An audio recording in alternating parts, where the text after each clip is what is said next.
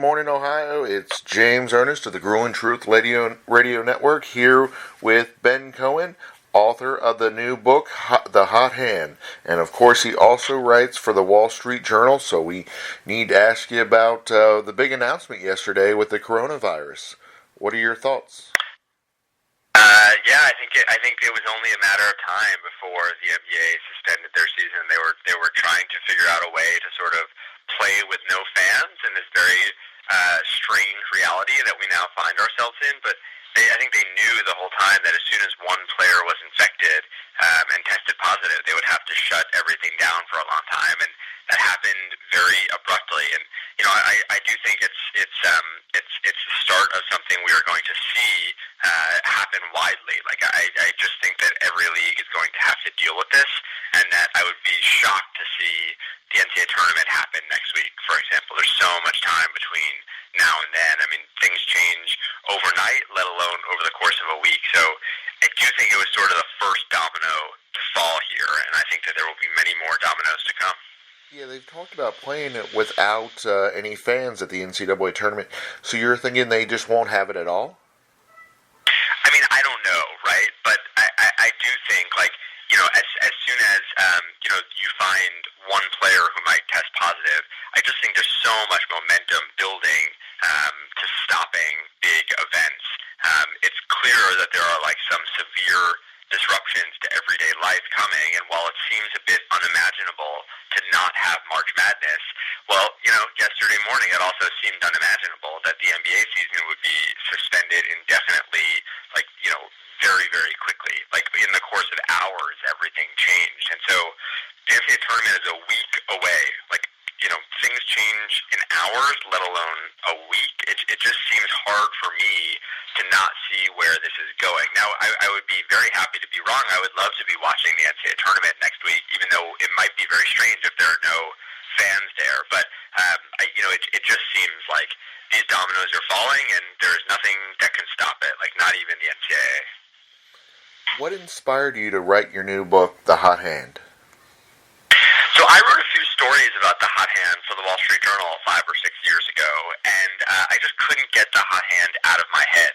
I just thought that the material was so rich, just on a pure story level. It was something that we all thought to be true, only to be told that it wasn't, only to realize that maybe it actually was.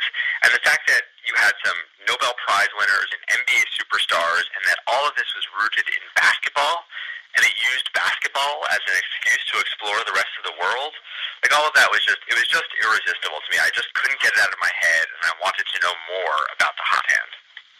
So, for example, on NBA Jam, when you hit 3 in a row, you're on fire.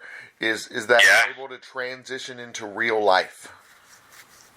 Well, I think we think it does, and I think that's probably the most important thing. I mean, NBA Jam to me was just this incredible story. It was developed by a guy named Mark Turmell, and when Mark Turmell was a kid, he loved 3 things. He loved basketball, and he loved video games, and he loved fire. He was actually a bit of a pyromaniac.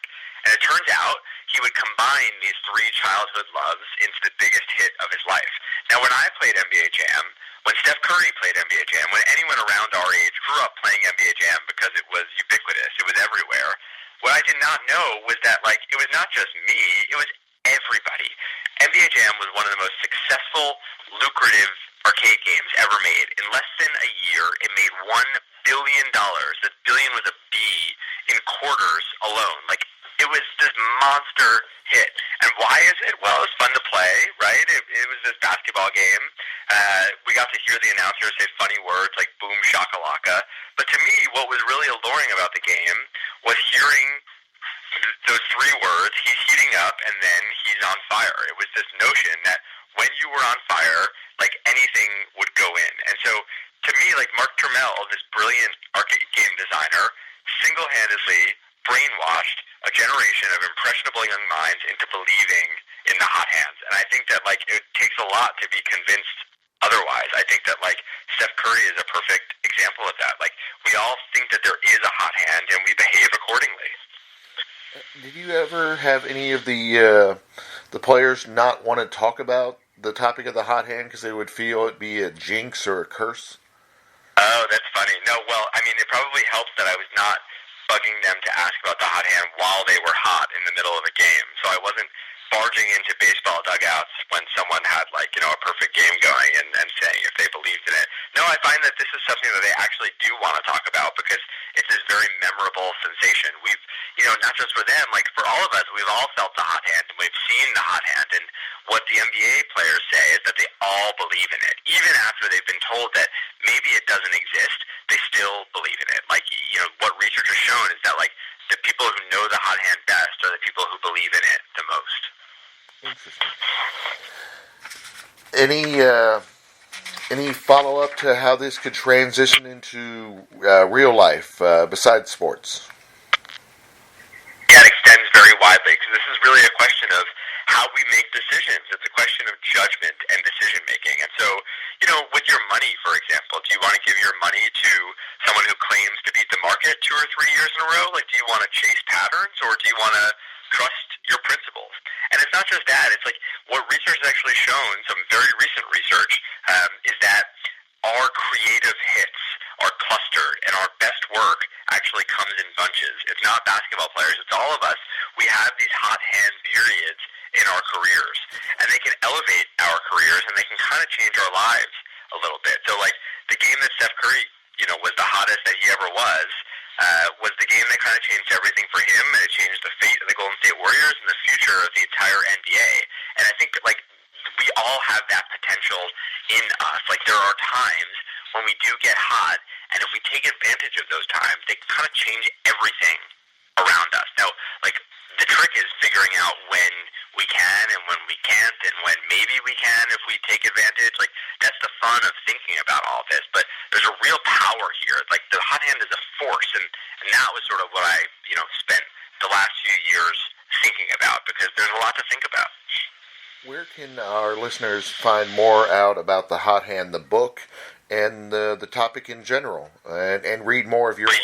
You can find out about the hot hand in The Hot Hand, this book that I wrote, obviously, which is available everywhere books are sold.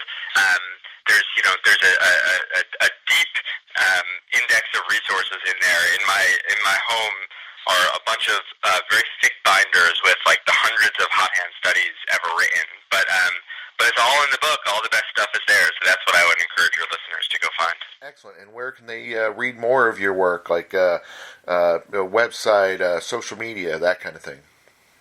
You can read me in the Wall Street Journal, and you can find me on any of those social media platforms we're all trying to avoid these days at BZ Cohen, Cohen. Thank you, Ben. Appreciate having you on the show. Thanks so much.